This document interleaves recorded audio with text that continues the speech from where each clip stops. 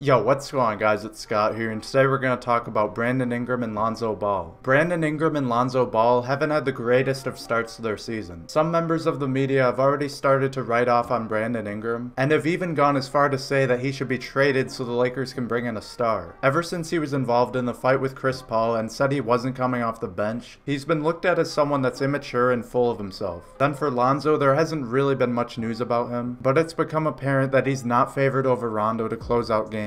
Lonzo has only closed 4 of the 8 games that Rondo was available, and recently against the Blazers and Timberwolves he was benched with 16 minutes remaining. Because he's not really been featured in these big moments, he hasn't really gotten as much attention, which could be a good thing as he's been inconsistent so far this season. Both Ingram and Lonzo turned 21 in the last couple of months, and while both of them are still so young, the level of patience for them has heavily diminished. Because Kuzma and Hart have been so consistent since the season started, their stock has been much higher, but this should be expected for 2 guys that are so adept at playing off the ball. Both of those guys deserve a lot of credit for what they've done since LeBron and Rondo joined, but the Lakers will have a hard time going anywhere without their high draft picks of Ingram and Lonzo producing for them. Ingram and Lonzo all of last season had the ball in their hands and played at their best when they could run the offense and play off of each other. There was patience for both of them, and even while Lonzo had his shooting struggles early on, he was still a valuable part of their transition offense, which was second in fast break points behind Golden State. Now that it's become embedded in the Lakers that they will play fast, and they have players like LeBron and Rondo to fill in the same kind of roles as Ingram and Lonzo, these young guys have become much more marginalized in the offense. This is very clear by just looking at the assist numbers, as Ingram's assists have gone from 3.9 per game to 1.9, and Lonzo's have gone from 7.2 to 4.5. Then for LeBron and Rondo, they've remained close to their career numbers, as LeBron has averaged 7.8 per game, and Rondo is at 7 this season. It has been difficult for Ingram and Lonzo to get their share of touches this season because neither of them are vocal leaders like LeBron and Rondo. Part of this has to do with them not asserting themselves, but it would help if they had the backing of Luke Walton, which it doesn't look like has been the case early on. Luke has stated that he splits the time LeBron and Rondo are on the floor together so they can have veteran leadership on the floor more often. This might be a good strategy as it assures the Lakers will have more consistency on the offensive end, but it seems like the young guys on the team have become dependent on their leadership rather than finding their own way. What was nice about the end of the Raptors game was that the young core was able to cut the 21-point deficit down to 10 with both LeBron and Rondo off the floor. They played freely, and it looked like the exciting team of last year that made mistakes but also had amazing moments down the stretch. It seems like right now the trust isn't there for Ingram and Lonzo to run the show like they were so accustomed to doing last season. LeBron James has been the primary closer in almost every game, which has taken Ingram away from that role which he had the keys to previously. Then for Lonzo, just based on how sporadic his minutes have been, the trust for him just isn't there, and Luke has preferred what he's been getting out of Rondo. The patience that was placed on these young guys has shifted close to impatience. They're no longer trusted to close games and play big minutes every night no matter the circumstances, because if they're having a bad game, they will get pulled or won't touch the ball at the end, and that seems to have hindered their development. The hope is that somewhere down the line this patience will return, and both Ingram and Lonzo will start to play those big minutes and finish out games like they were doing so much of last season. But right now, it doesn't look like there's any signs of this changing. That's all I have for this video, guys. I hope you enjoyed. If you want to see more Lakers content like this, then make sure you subscribe, and thanks for watching.